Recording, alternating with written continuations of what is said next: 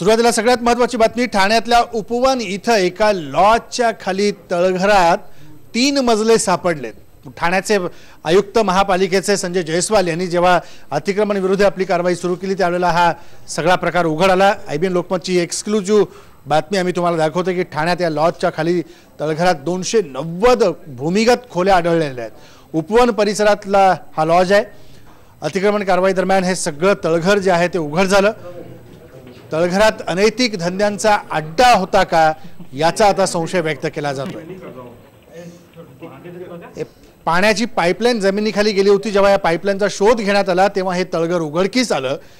या इमारतीत ज्यावेळी पाडण्याकरता म्हणून हे अतिक्रमण पाडण्याकरता महापालिकेचं पथक आलं त्यावेळी हे तळघर समोर आलं, लोकांसमोर उघड झालं। या तळघरात अनैतिक कामं होत असल्याचा संशय आहे।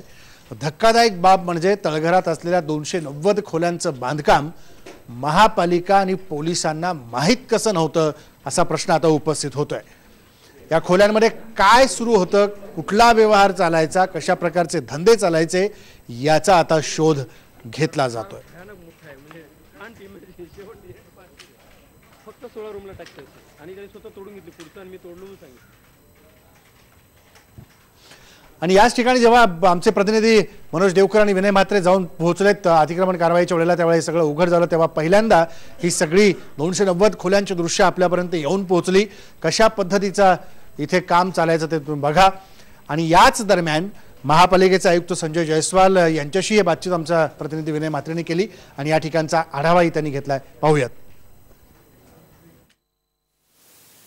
ठाणे महापालिकेची तोडक कारवाई सुरू आहे। मात्र ठाणे महानगरपालिकेच्या दुसऱ्या ह्या तोडक कारवाईच्याच वेळी एक धक्कादायक बाब समोर आली आहे, ती म्हणजे ठाण्यातल्या उपवन भागामध्ये हा सत्यम लॉज आहे। आपण बघू शकता या मी लॉजच्या ह्या खालच्या मजल्यावरती आहे। एक सगळ्यात महत्त्वाचा पार्ट म्हणजे आपण बघू शकता हा जो तळ मजला आहे याच्या खाली म्हणजे रोड लेवलच्या 3 मजले खाली ही इमारत आहे। आपल्याला हे ऐकल्यानंतर धक्का बसेल। वरच्या बाजूने जर गेलं उपवनच्या जर रोडच्या लेवलने जर गेलं तर फक्त वरच्या बाजूला हे फक्त एकच मजला दाखवला जातोय समोर। ज्याच्यामध्ये फक्त 15 ते 16 रूम यामध्ये आहेत असं माहिती मिळते, ज्याचा प्रॉपर्टी टॅक्स भरला जातो। मात्र ही धक्कादायक माहिती आली 290 रूम्स या लॉजमध्ये।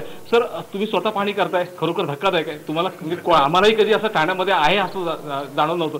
काय तुम्ही 290 रूम काही सांगताच येत नाहीये, कारण कसं आहे की आम्ही ह्याच्या समोरचा जे पोर्शन होता ते तोडला होता आणि त्यांनी सांगितलं तोडतोय आणि साधारण 30 ते 35 काय जे समोरचा स्ट्रक्चर तो तोडला होता आपण ह्यामध्ये।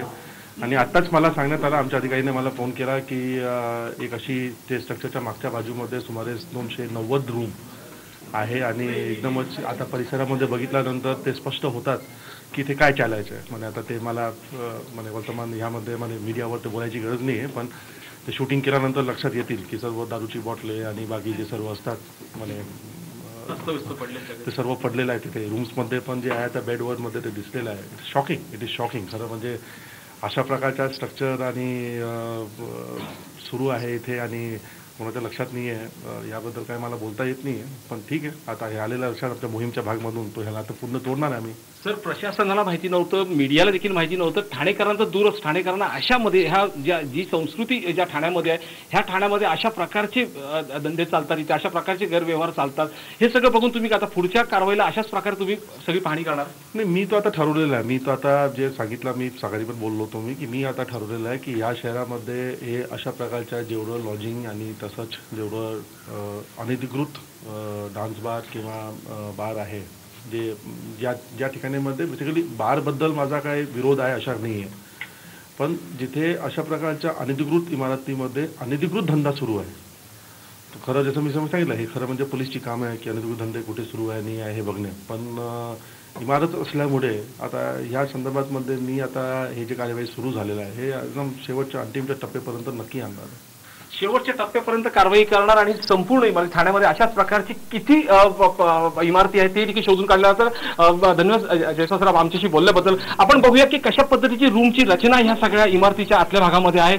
वरती जर रस्त्याच्या लेवलला जर आपण पाहिलं तर रस्त्याच्या लेवलला ही जर फक्त 12 ते 13 रूमची ही फक्त बिल्डिंग दिसते, मात्र रस्त्याच्या लेवलच्या आतमध्ये खाली जमिनीमध्ये ही 70 फूट जमिनीखाली ही इमारत आहे। आपण बघू शकता की ही 10 बाय 10च्या देखील छोटीशी ही रूम आहे, यामध्ये बेड आणि एक टॉयलेट अशा पद्धतीचे रूम आहे। असे तब्बल 290 रूम्स ह्या इमारतीमध्ये जमिनी खाली आहेत। ही सगळ्यात धक्कादायक माहिती आहे का ठाणे प्रशासनाला देखील ही धक्कादायक माहिती मिळते समोर, त्याचबरोबर पोलिसांना देखील याबाबतची माहिती नव्हती. एका फ्लोअरवरती किमान जर आपण पाहायला गेले तर 70 ते 80 रूम्स हे तयार करण्यात आले. सगळ्या रूम्समध्ये प्रॉपर AC लावलेले आहेत, सगळी रचना चांगली आहे. किती मोठ्या प्रमाणात ह्या इमारतीमध्ये समोरून दिसायला तर 30 बाय 30 ची फक्त बिल्डिंग दिसते, मात्र त्याच्या खाली 290 रूम्स आहेत आणि तिथे अनैतिक धंदे चालतात. हे गेल्या अनेक वर्षापासून चालत आहेत. का कसं काय हे पोलिसांना अजूनपर्यंत लक्षात नाही आलं, त्यांना कसं परत अजूनपर्यंत समजलं नाही किंवा महापालिकेला देखील त्यांच्या कसं ध्यानात आलं नाही, हाच खरा मोठा प्रश्न आहे. व्हिडिओ जर्नलिस्ट संदीप पवारचं विनय म्हात्रे, IBN लोकमत, ठाणे. यानंतर या सगळ्या प्रकारावरती IBN लोकमतने काही सवाल उपस्थित केलेले आहेत. आपण त्या सवालावरती नजर टाकूया की इतकं सगळं होत असताना जसं आता विनय म्हणाला की प्रशासनाला कसं माहीत नसतं, सत्यम लॉज मधल्या अनैतिक धंद्यांना पोलिसांचा आशीर्वाद होता का, हा आमचा पहिला प्रश्न. सत्यम लॉजच्या मालकाच्या मुसक्या आता तरी पोलीस आवळणार का? जेव्हा हे सगळंच पितळ उघडं पडलंय तेव्हा पोलीस तातडीने यावर कारवाई करणार का, हा दुसरा प्रश्न आहे. इतकी वर्ष हे अनैतिक धंदे सुरू असताना पोलीस आणि प्रशासन झोपलं